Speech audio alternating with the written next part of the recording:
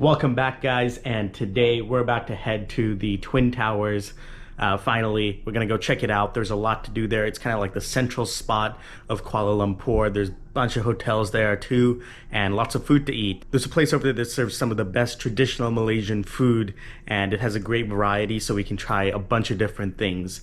But yeah, so we're just gonna go check out the Twin Towers, get some food, and then see where the night takes us from there. But let's go. All right, guys, and here we are at the Twin Towers, and as you can see, this entire area is beautifully done. There's tons of trees around, great infrastructure, and it's surrounded by giant buildings, mostly hotels around here and other office buildings.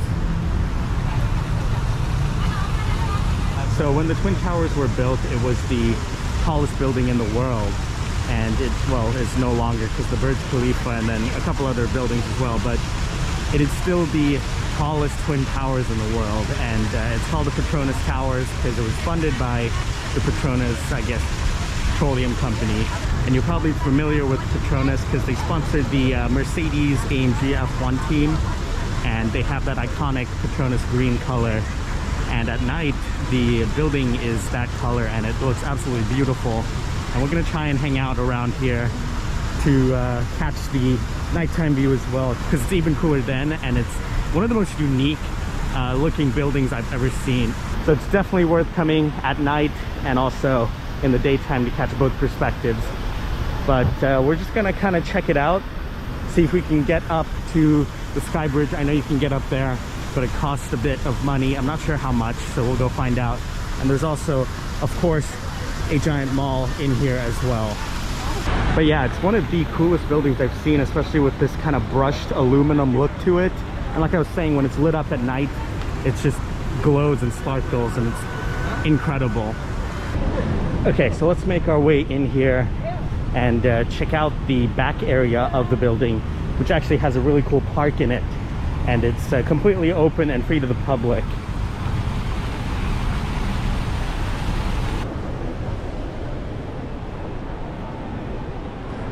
All right, guys, here we are in the inside, and the mall area is right here, and then of course the rest of it is just office buildings.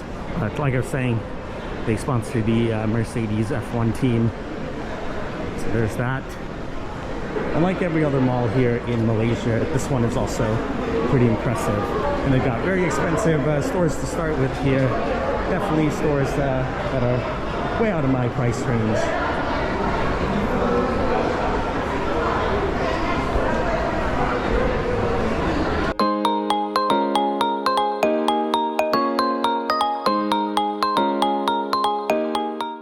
So this little lobby area here has been decorated for Diwali, which was a couple days ago. As you can see, it's super colorful, very bright, vibrant. There's a few stores and stalls over here as well, and it just looks gorgeous. But here is the exit to the park. And of course, there's more fountains and stuff out here, and I bet it looks absolutely gorgeous at night as well. So I think we'll hang around here and check that out, get a couple shots of it when it's all lit up. And it is surrounded by all of the big brand hotels. You got Traders Hotel, Grand Hyatt over here. The W is somewhere around here. So really fancy hotels around here as well. And definitely the best spot to be if you want to stay in Kuala Lumpur or you're staying for a couple days. This is like the central spot. And you can basically get to every touristy spot from the middle right here. It's smack dab in the center. Obviously though, it's not going to be cheap for these hotels around here since it is a prime location. All right, let's keep walking down this way. I kind of explore the park a little bit. It's not huge, but it's very green, and there's kind of a lot to see. It loops around this way and comes back around, and it's just nice to be around this park area because you get a bit of shade and then also a break from the hustle and bustle of downtown Kuala Lumpur. The sound of the water kind of drowns out the honking and cars and stuff like that, so it's just a great spot to be. if you know, stuff like that matters to you.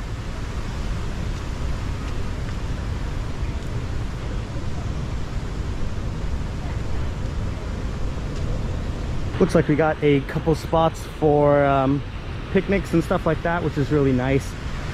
Benches to sit on, just chill. And overall, it's just a great park, especially being in the center of the city. You couldn't ask for much more than this.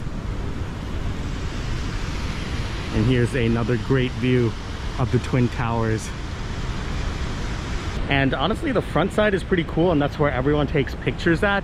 But in my opinion, this is a much more clear and cooler view because you get some greenery in it, and it's much less obstructed, especially with people.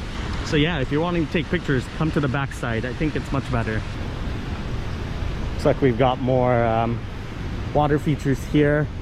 There's a little playground and park over here, and a free water park as well for children.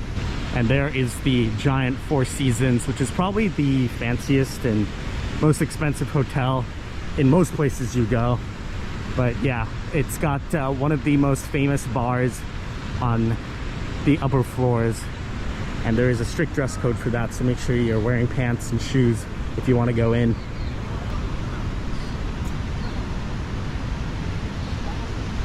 All right guys, you get the idea. It's a beautiful park. Come check it out. I mean, just the Twin Towers is really cool to see, but having this park here is a bonus as well. And let's go ahead and head inside because it is so hot out here. And we can go ahead and go check out the mall, and they've also got a great food court in there as well.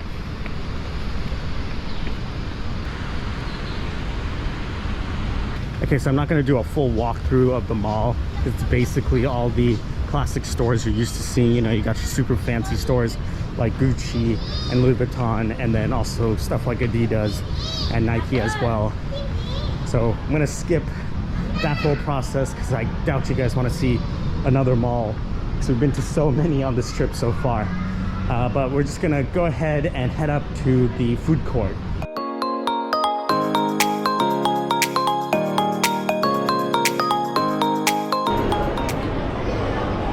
Alright, so I'm not going to eat here, but I figured we could do a little walk around this area because while this food does look good, the other food court I'm going to is actually in the Four Seasons, and it has a lot of very traditional Malaysian restaurants that are also famous. It's like a chicken rice shop, and I'm starving right now, so this stuff looks so good. More boba places, a Baskin Robbins right here. I've actually seen a lot of Baskin Robbins here. I guess it's popular in the Asia area. They got some Thai food here, some this looks like revolving sushi right here. That's pretty cool.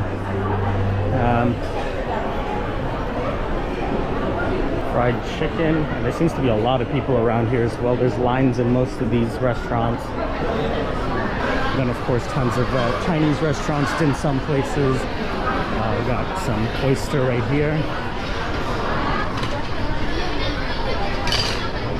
It's like a noodle spot. And again, another giant line for this as well. And I guess we are kind of at the lunch rush, but it is a weekday afternoon, so I wasn't really expecting it. More Japanese teppanyaki. And I guess you can kind of tell which ones are good and which ones not, because the ones that are good are going to have a giant line in it.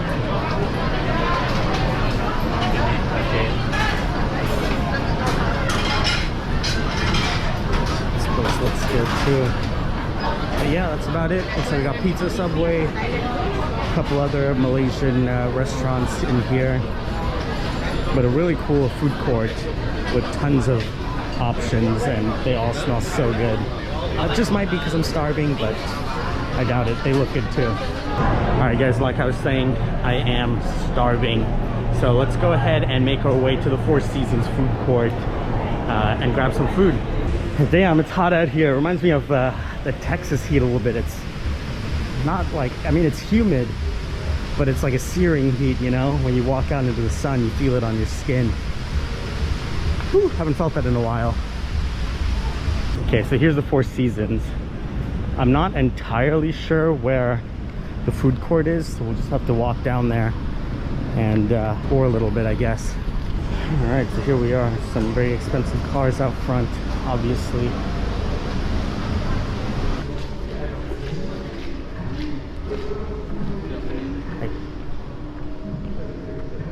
And as you can imagine, it looks absolutely immaculate in here. Beautiful, and it smells so great, which is to be expected with such an expensive hotel. Maybe the next time we're in Kuala Lumpur, we can stay here. But here is the mall inside the Four Seasons. Definitely less busy than the Twin Tower malls, and it's kind of tucked away and hidden away, but it has one of the coolest food courts here in KL. All right, guys, here we are, and it looks to be pretty busy as well over here. Much busier than I expected it to be, that's for sure. But let's go find a seat. I think most people are on their kind of office breaks and are over here. Looks like we got some curry noodles here. Some Chinese barbecue. Chili banh mian. Not sure what that is, but it looks, it's pork noodle soup. This is bak kut teh, which is kind of like an herbal soup with pork in it.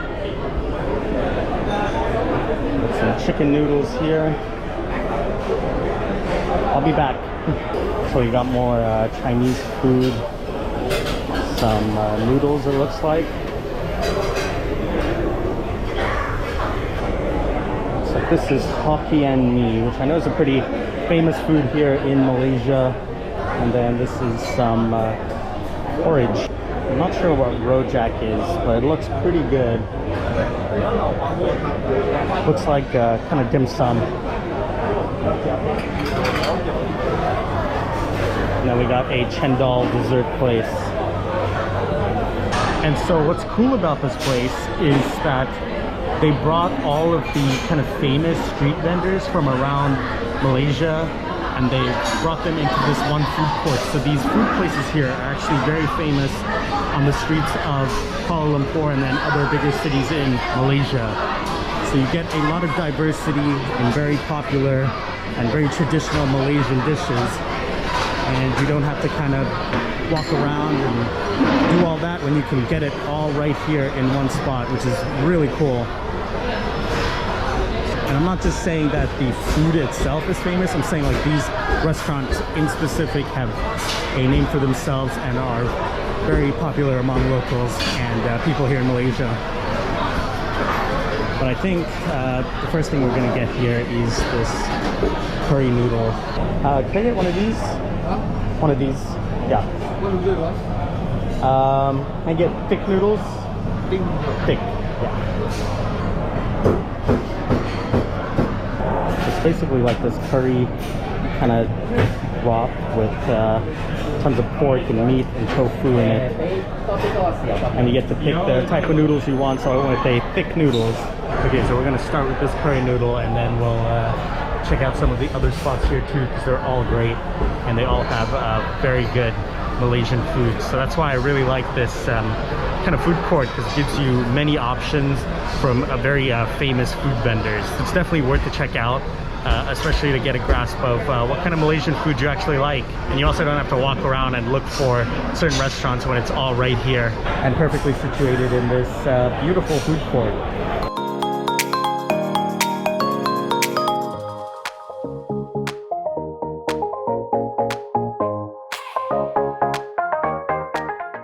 Alright guys, here we are, and look at how incredible this looks. You got tons of stuff in here. You got chicken, you got pork, you got tofu skins, you got tofu, you got, I think, fish balls as well. And it all comes in this amazingly fragrant curry sauce. And it smells so good. Let's go ahead and dig into this. As you can see, there's beautifully cooked roast pork in here too. And it's just the gift that keeps on giving, this dish.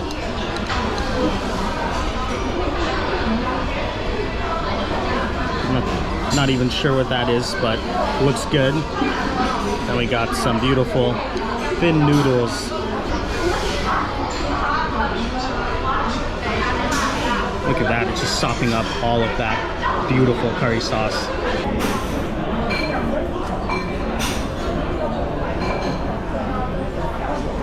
So good. It's just the perfect amount of spice, and there's so much complexity in the flavor. Tons of that curry flavor as well. Broth's not too salty, not too thick. It grabs onto the noodles perfectly well. And this is actually the second time I'm eating this.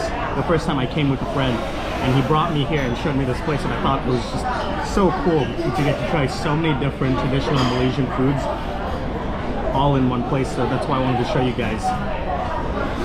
And this dish right here is one of the best I've had on my trip so far. So worth it for just 17 ringgit. Let's grab a little bit of this broth on its own. Oh man, it is searing hot outside, and definitely not the weather for this dish, but it's so good. Just have to try it. It's so well done, so well thought out, and it comes with so much. Let's try some of this pork belly. That pork belly is so crispy, and it's got so much salt on it, and it works so well when you eat it with the soup and the noodles. It's just a burst of flavor, and it's nothing like I've ever had before, honestly. It's so good. Also comes with lots of tofu skin, and then beautiful tofu that seeps up that soup and broth, so when you bite into it, it's like a tofu gusher. And it doesn't even end there, because look, there's even some oyster in here. There is so much going on in here, but it all works so well. Oh man, creamy, spicy, a little sweet, a little sour. It's so good. Just make sure you come try it out. And this pork, some of the best roast pork I've ever had. And I mean, just look at how much food you get in here. There's so much food for the price. And if you're afraid of you know, risking it on the streets with the cleanliness and stuff like that, and don't want to get sick, this is a great place to come because it's clean. I think it's well regulated as well, and there's also just tons of people around here. It's also in the Four Seasons, so kind of hold them accountable if something goes wrong. Oh yeah, one of my favorite dishes I've had. Alright guys, I'm gonna finish this up, and then we'll, I don't know, maybe grab dessert or try something else if I'm still hungry.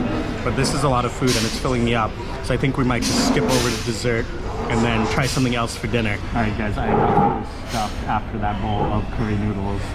So I think we're just gonna get some dessert, which will be the chendol, which I haven't tried yet, so pretty excited. Not sure what's gonna be like. Let's go find out. This and one of this. One chendol, one tofu. Yes. Thank you.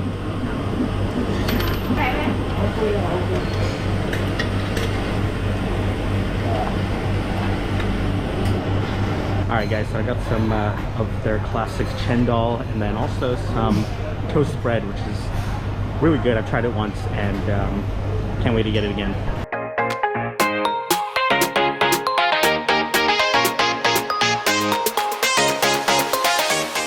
Alright guys, so there's some looks like beans in there, which I'm not the biggest fan of in desserts, I'm not gonna lie.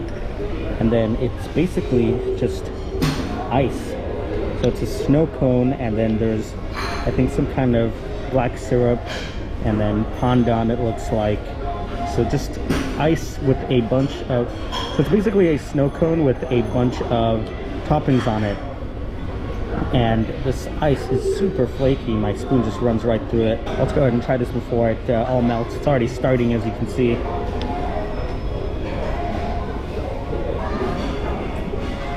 That's pretty good. I'm still not a huge fan of the beans. I just don't like that texture in there. But the rest of it works really well. And this kind of black syrup that she put on here is very reminiscent of like a molasses. That's what it tastes like. It has that kind of weird, sweet molassesy taste to it, kind of like licorice, but it's not like overwhelmingly bad or anything like that. It's sweet and it tastes good, and I definitely like it. And I love how fine this ice is. It's like so easy to eat. It just melts whenever it touches your tongue. And on this really hot day after that hot curry soup, this really hits the spot and kind of cools you off. I'm not really tasting much of this kind of green noodle stuff though. I think it's just like kind of sliding right through. And there might be some kind of coconut milk in here. I'm not sure. I don't taste it, but it is creamier than I expected it to be. It is really good and a perfect light dessert.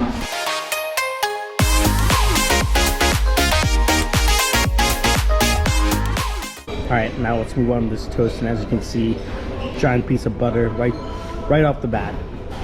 And there's also a bit of like pandan or some kind of filling in there as well. It's green, so I'm guessing it's pandan.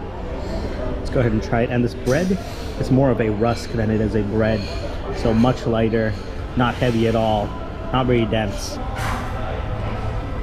Yeah, so it's like a coconut pandan taste in there, and that butter is so good because you just get like a giant dollop of it in your bite. And honestly, don't underestimate just butter and toast. It's so good. And this is pretty high quality butter too. It's got a great taste to it. But that pandan filling really adds a lot to this otherwise pretty simple dish. It really elevates it. Super good. And it looks like this is a lot of food, thank you. But it actually isn't.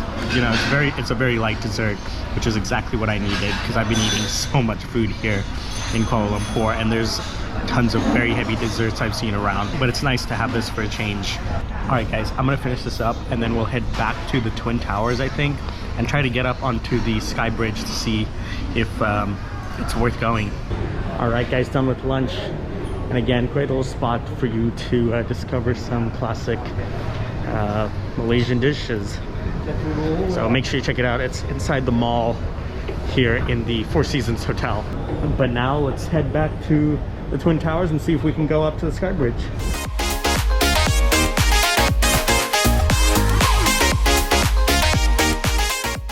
From what I've gathered and asked people, they say it's not really worth it, but I figured I'd show you guys anyway. I don't think it's a big amount, but we'll see. There seems to be a lot of people here. Oh wow, there is quite a long line actually, which I wasn't expecting.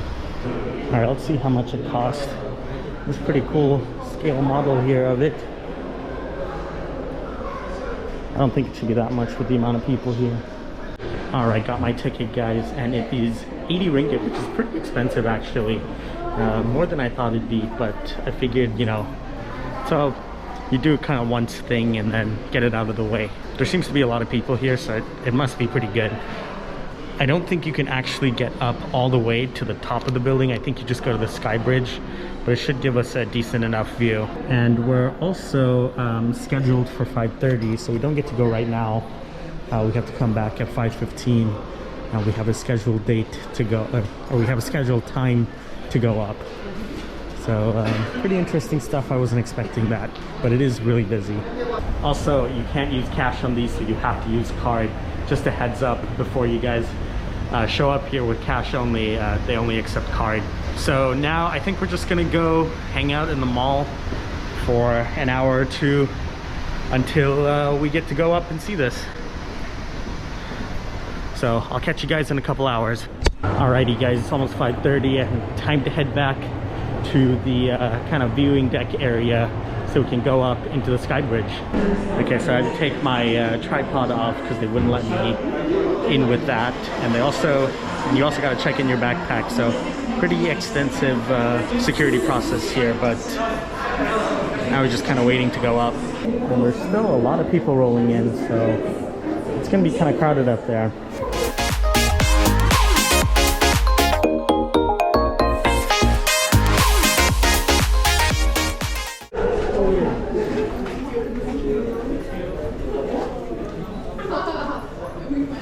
Alright guys, we're about 170 meters up, and we actually do get to go to the very top as well, which is really nice. And the view from here is incredible. And he was telling us that we might feel the tower sway when we're up there as well, because, you know, when the wind hits it, the tower needs to be a little bit flexible. And I've never actually felt that before, so it's gonna be kind of creepy, I feel. But this view is gorgeous. And this side's nice, but this side especially.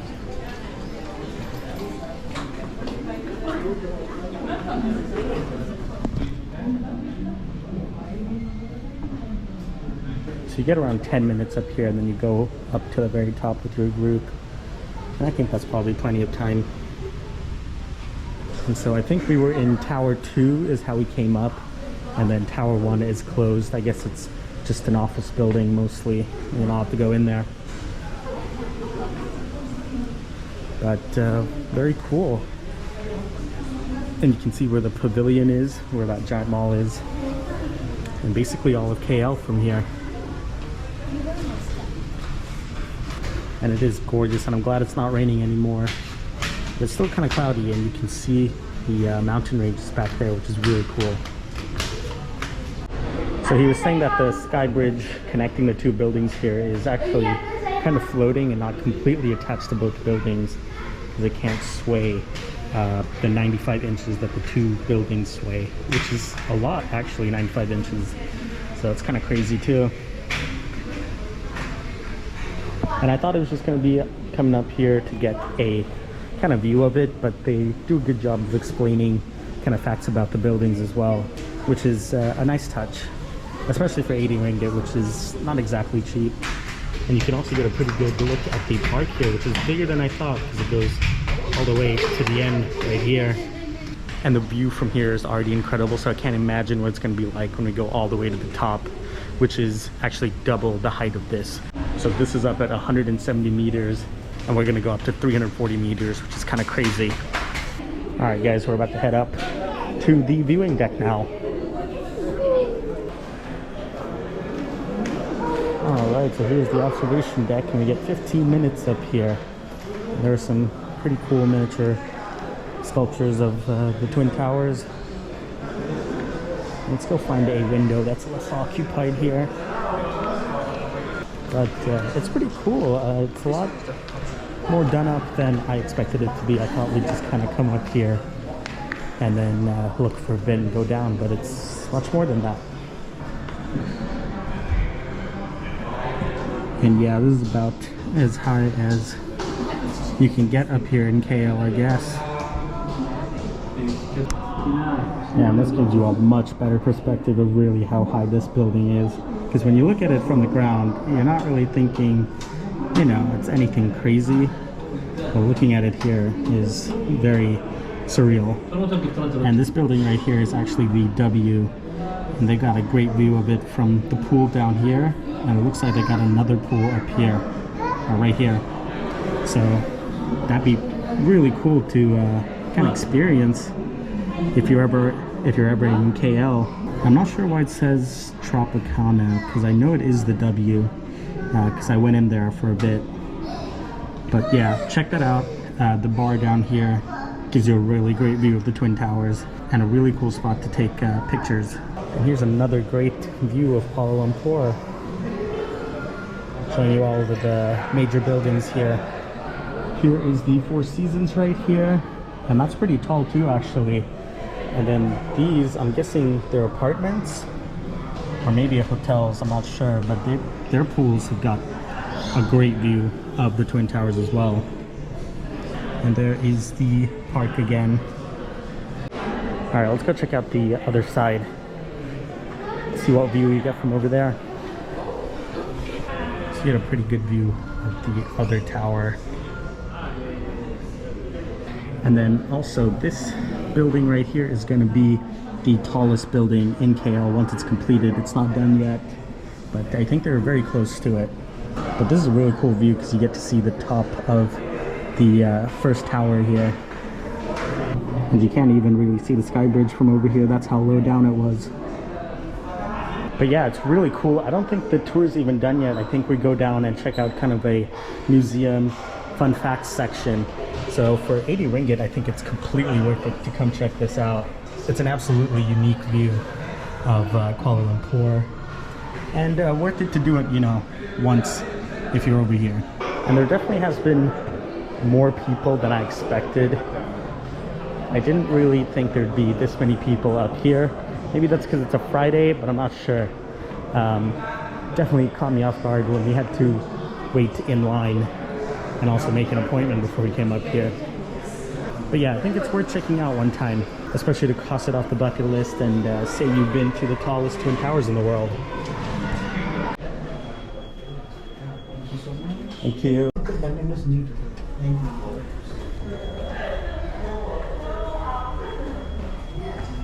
And now I guess we get to look around this area.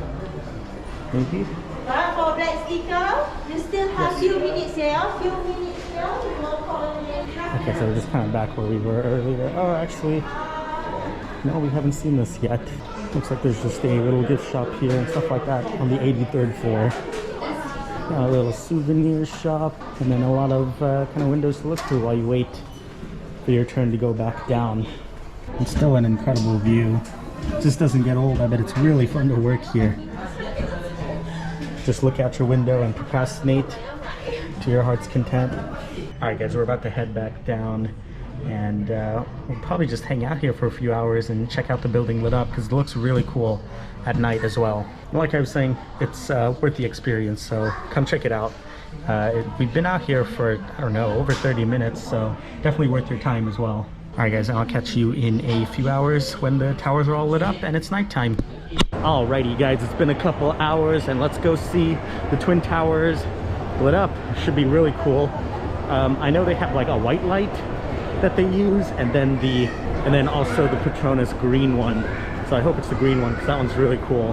Alright, so here's the fountains, and those are also lit up in different colors. But we need to get kind of far away towards that side to actually see the whole twin towers, because it is, as you know, pretty tall. All right, so here is the fountain out front, and it's nice and lit up as well. And they're working, because a couple nights ago they weren't working whenever I first came by, but I'm glad they are now. And it looks like it's rained a bit, so I'm glad it stopped, so that we can check out the towers. And you can also see the little Space Needle right there, which is lit up as well. All right, so here is the twin towers lit up, and it looks really cool. It's lit up in the white colored lights today, but I'm pretty sure there's a green one as well that they light it up in, and it looks really awesome whenever they do. But you can kind of see the tint of green with the windows. And the top of the building, I know, can also change color, but it's the classic white today. All right, let's go back here and get a better perspective of it. But Kuala Lumpur at night really comes to life. There's tons of lights around, these giant electronic billboards that are lit up, and it really does look like New York City. And if you go towards that pavilion side, I bet it looks really cool at night as well. And you'll also get hounded by guys asking if you want them to take your picture over here. It's pretty cool if you don't have anyone to take your picture, but otherwise I feel like it's a rip-off. Anyways, here it is in all its glory. Yeah, and it looks really cool. And like I was saying, it's totally different to other skyscrapers, especially at night, with the kind of brushed aluminum look and the way it's lit up. It just looks very different. It looks like it's almost shimmering in the night, compared to some of the other buildings over here that are way less lit up and way less shiny. And this building is almost 20 years old now, or it is 20 years old, and it's aged so well. I mean, it's a timeless design, and it still looks very modern. I'm not really an architecture or building guy, but this is probably one of my favorite buildings. It's just so unique in its design, and being so significant with it being the tallest twin towers in the world is really cool too. And I do have a picture of it when it was green, so I will put that on the screen right now so you can see what it looks like when it's lit up a different color, because it's absolutely gorgeous. I'm glad I got to show you guys the twin towers at night. It is definitely worth checking out. The daytime, during the daytime or nighttime, just come here in the evening and kind of hang out until it's all lit up, because the mall in there and the food court is really good as well, and there's tons of hotels around here to explore, tons of kind of rooftop bars and stuff, like the one at the W. That's really cool. Also, in my opinion, going up to the sky bridge and the viewing deck is totally worth it for 80 ringgit. You get to see a lot. You're up there for you know, more than 30 minutes, so it's definitely worth it, and a unique perspective of Kuala Lumpur. But on that note, it is time to say goodbye. Thank you so much for watching, and if you enjoyed this video, please make sure to like, comment, subscribe, and hit the bell icon so you know when I post next. And until then, have a great day.